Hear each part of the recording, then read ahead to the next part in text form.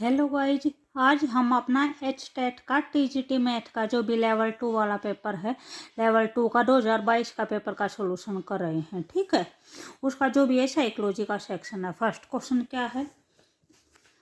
प्रासंगिक अंतर्बोध परीक्षण विद्यार्थियों के खालिस्तान मापन हेतु उपयोग किया जाता है।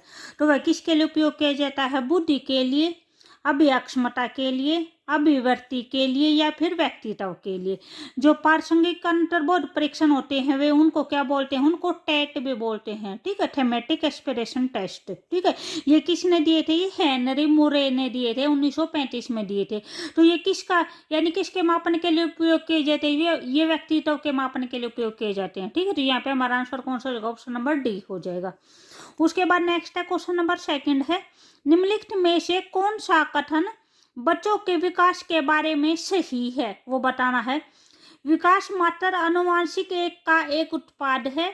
सेकंड दे रखा है, विकास एक यादृच्छिक प्रारूप का अनुसरण करता है। सी है, विकास एक संचयी प्रक्रिया है। और डी है, विकास के विभिन्न आयाम अंत संबंधित नहीं है। ठीक है, तो यहाँ पे जो भी हमारा ऑप्शन पूछ रखा है वो क्या पूछ रखा है? भी कौन सा कथन सही है वो बताना है। तो यहाँ पे जो भी हमारा ठीक होगा वो कौन सा हो जाएगा? विकास एक संचयी प्रक्रिया है। ठीक है, ये हो जाएगा। उसके बाद नेक्स्ट है थर्ड है, टवरन किस प्रकार के विशिष्ट बच्चों की शिक्षा के लिए महत्वपूर्ण योजना है? प्रतिभाशाली बच्चों के लिए, धीमे अधिगमकर्ता बच्चों के लिए, अधिगम असमर्थ बच्चों के लिए, मंदबुद्धि बच्चों के लिए। तो जो टवरन होता है वो प्रतिभाशाली बच्चों के लिए होता है। ठीक है, तो यहाँ पे हमारा आंसर कौन सा हो जाएगा? ऑप्शन नंबर ए हो जाएगा। उसके बाद क्वेश्चन नंबर फोर्थ है, निम्नलिखित में से कौन सा कारक शिक्षण अधिगम प्रक्रिया को प्रभावित नहीं करता? फर्स्ट है शिक्षक का शिक्षण कौशल, सेकंड है शिक्षक का मानसिक स्वास्थ्य, थर्ड है शिक्षक का विषय ज्ञान और फोर्थ है शिक्षक का शारीरिक रूप। तो यहाँ पे क्या बोल रखा है? कौन सा कारक है जो शिक्षण अधिगम प्रक्रिया को प्रभावित नहीं करता है? तो जो भी शिक्षक का जो फिजिकल स्ट्रक्चर है यानी जो शिक्षक का शारीरिक रूप है वो क्या करता है? वो इफेक्ट नहीं डालता है। ठीक है, उसके बाद हमारा क्वेश्चन नंबर फिफ्थ हो जाएगा, निम्नलिखित में से कौन सी सृजनात्मकता की विशेषता नहीं है? ठीक है, क्रिएटिविटी की विशेषता पूछ रखी है, कौन सी नहीं है? जो फर्स्ट है वो है मौलिकता दे रखा है, सेकंड है लोचशीलता दे रखा है, सी है अनम्यता दे रखा है और डी है धारा प्रवाहिता दे रखा है। तो यहाँ पे जो भी विशेषता नहीं है वो कौन सा हो जाएगी? ऑप्शन नंबर सी हो जाएगी, अनम्यता। अनम्यता का मतलब क्या होता है? अभी बच्चा अपने अंडर कंडीशन के अकॉर्डिंग चेंज न करे। ठीक है, वो होता है। उसके बाद हमारा नेक्स्ट क्वेश्चन है, क्वेश्चन नंबर सिक्स है, निम्नलिखित में से कौन सी व्यक्तित्व आकलन की व्यक्तिनिष्ठ विधि नहीं है? पूछ रखी है। फर्स्ट है साक्षात्कार है, सेकंड है अवलोकन है, थर्ड है आत्मकथा है और फोर्थ है शब्द साहचर्य है। तो यहाँ पे जो व्यक्तित्व आकलन की व्यक्तिनिष्ठ विधि नहीं है वह कौन सी हो जाएगी? आत्मकथा हो जाएगी। ठीक है, एक हमारा ये भी दिया जाता है जो रोशाई दबाव परीक्षण है उसके बारे में पूछते हैं कि वह किस चीज को मापने के परीक्षण होते हैं। तो वह भी किस चीज के होते हैं? वह भी व्यक्तित्व आकलन के परीक्षण होते हैं। ठीक है, उसके बाद सेवंथ है, बुद्धि के त्रितंत्र सिद्धांत का प्रतिपादन किसने किया था? गार्डनर ने किया था, स्टर्नबर्ग ने किया था, गिलफोर्ड ने किया था या फिर वर्नर ने किया था? जो बुद्धि का जो त्रिआयामी सिद्धांत, जो त्रितंत्रीय सिद्धांत है वो किसने दिया था? वो स्टर्नबर्ग ने दिया था।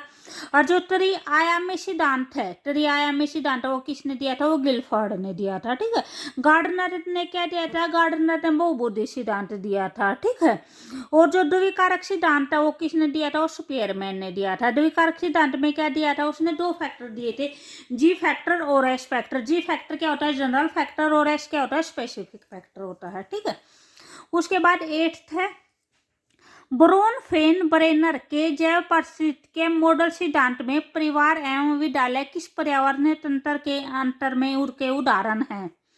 भी फर्स्ट दे रखा है माइक्रो सिस्टम दे रखा है, सेकंड है ये फर्स्ट मैक्रो सिस्टम, सेकंड है माइक्रो सिस्टम, जो सी है वो है एक्सो सिस्टम और जो डी है वो क्रोमो सिस्टम बोल रखा है। ठीक है, तो यहाँ पे ये पूछ रखा है कि जो परिवार है और जो विद्यालय है वो कौन से तंत्र के उसमें आते हैं, कौन से तंत्र के उदाहरण है? तो वे हमारे किसके अंदर आते हैं? वे हमारे B, option number B micro system के अंडर में आते हैं। ठीक है, तो जो भी इसमें जो जैव परिस्थिति के मॉडल दिया गया है उसमें कितने स्टेप बताए, उसमें 5 स्टेप बताए गए हैं। जैसे ऐसे बताए गए, जो फर्स्ट क्या होता है, माइक्रो होता है। माइक्रो के अंदर क्या आते हैं, माइक्रो के अंदर फैमिली आती है, बच्चा होता है, बच्चे की फैमिली आती है, और बच्चे के जो भी स्कूल के जो भी पीयर, जो स्कूल के फ्रेंड होते हैं वे आते हैं, जो स्कूल के टीचर होते हैं वे आते हैं। माइक्रो के बाद जो दे रखा है वो दे रखा है मेसो सिस्टम दे रखा है, और मेसो सिस्टम में क्या होते हैं, मेसो सिस्टम उसके पड़ोसी आएंगे या उसके जो वर्क पैलेस पे जो भी आदमी होते हैं वे आते हैं। ठीक है, उसके बाद दे रखा है एग्जो सिस्टम। एग्जो सिस्टम के अंदर क्या आता है, समाज आता है, और उसके जो भी रीति रिवाज हैं वे आते हैं। ठीक है, उसके बाद है फोर्थ दे रखा है macro system, fourth macro system दे रखा है, और जो लास्ट दे रखा है वो क्या दे रखा है, वो क्रोनो सिस्टम दे रखा है। ठीक है, जो क्रोनो सिस्टम होता है उसको क्या बोलते हैं, समय तंत्र भी बोलते हैं। जो क्रोनो सिस्टम है, क्रोनो सिस्टम भी चेंज होता रहता है, वो अपने रिक्वायरमेंट के अकॉर्डिंग भी, यानी इंपॉर्टेंस है वो अपने जो भी टाइम के अकॉर्डिंग चेंज करता रहता है। ठीक है, तो यहाँ पे परिवार का पूछ रखा है, तो परिवार और जो विद्यालय है वो किसके अंदर आता है, माइक्रो सिस्टम के अंडर में आता है। ठीक है, उसके बाद 9th है। 9th में क्या है, निम्नलिखित में से कौन सा युग्म सही नहीं है ये बताना है। ठीक है, फर्स्ट दे रखा है पियाजे दे रखा है, पियाजे ने कौन सा सिद्धांत दिया है, संज्ञानात्मक विकास सिद्धांत दिया है। सेकंड है बंडूरा है, बंडूरा ने सामाजिक अधिगम सिद्धांत दिया है। सी है एरिक्सन, एरिक्सन ने कौन सा दिया है, मनोसामाजिक विकास सिद्धांत दिया है। और डी है वाइगोट्स्की, वाइगोट्स्की ने कौन सा दिया है, नैतिक विकास सिद्धांत दिया है। तो यहाँ पे क्या पूछा गया, कौन सा सही नहीं है, कौन सा गलत है वो बताना है। तो यहाँ पे हमारा जो भी गलत हो जाएगा वो कौन सा हो जाएगा, ऑप्शन नंबर डी हो जाएगा। जो ये दे रखा है कि वाइगोट्स्की ने नैतिक विकास सिद्धांत दिया है, तो नैतिक विकास सिद्धांत किसने दिया है, नैतिक विकास सिद्धांत कोलबर्ग ने दिया है। ठीक है, वाइगोट्स्की ने कौन सा दिया था, सामाजिक सांस्कृतिक सिद्धांत दिया था। ठीक है, उसके बाद हमारा 10th है। 10th में क्या है, वह मनोरचना क्या कहलाती है जिसके द्वारा बालक अपने समय के अहम को अन्य किसी व्यक्ति के अनुरूप परिवर्तित करने का प्रयास करता है। इसमें क्या बोल रखा है कि यानी कोई भी बच्चा है वो अपने खुद को यानी किसी दूसरे के अकॉर्डिंग चेंज करता है। ठीक है, तो वह क्या कहलाता है, तादमतीकरण बोल रखा है, युक्तिकरण है, सी ऑप्शन है मार्गान्तीकरण है, और डी है वो प्रक्षेपण दे रखा है। तो यहाँ पे हमारा आंसर कौन सा हो जाएगा, ऑप्शन नंबर ए हो जाएगा, तादात्मीकरण दे रखा है। ठीक है, उसके बाद है 11 है, विकास के सामाजिक सांस्कृतिक सिद्धांत को किसने विकसित किया है। तो ऊपर भी बताया था सामाजिक सांस्कृतिक सिद्धांत किसने दिया था, वाइगोट्स्की ने दिया था।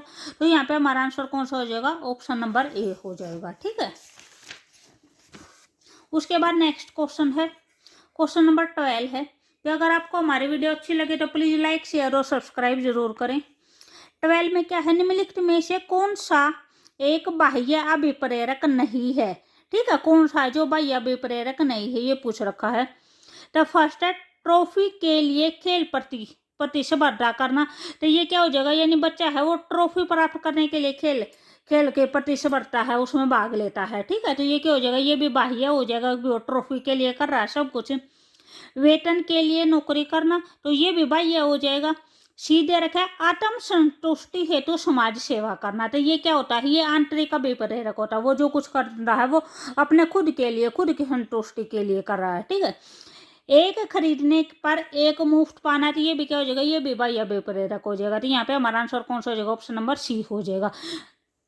उसके बाद है 13 है, मानसिक स्वास्थ्य संपूर्ण व्यक्तित्व का पूर्ण और सामंजस्यपूर्ण कार्य है।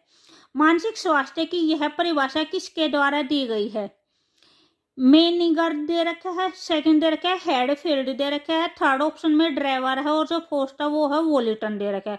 तो यहाँ पे हमारा आंसर कौन सा हो जाएगा, ऑप्शन नंबर बी हो जाएगा। ठीक है, उसके बाद नेक्स्ट है 14 है, विकास जो अनुदैर्ध्य अक्ष यानी सिर से पैर की दिशा में आगे बढ़ता है क्या कहलाता है। बी फर्स्ट ऑप्शन दे रखे है सेफेलिक कोडल दे रखा है, सेकंड है प्रोक्सिमोडिस्टल दे रखा है, सी है सर्पिल दे रखा है, और डी है वर्तीय दे रखा है। तो जो भी विकास का जो अनुक्रम होता है वो सिर से पैर की ओर होता है तो उसको क्या बोलते हैं, सेफेलिक कोडल होता है। ठीक है, और जो अंदर से बाहर की ओर होता है वह क्या होता है, वो प्रोक्सिमोडिस्टल होता है। ठीक है, उसके बाद क्वेश्चन नंबर 15 है। क्वेश्चन नंबर 15 में क्या है, कार्यात्मक प्रतिबद्धता में अधिगम करता है कि प्रत्येक से ही अनुक्रिया को पुनर्बलित करना किस प्रकार की पुनर्बलन अनुसूची है। ठीक है, भी ये बोल रखा है कि यानी कोई भी, इसमें ये बोल रखा है जैसे कोई भी टीचर है वो बच्चे को हर एक ठीक जवाब देने के बाद क्या बोलता है, सही सही ऐसे बोलता है।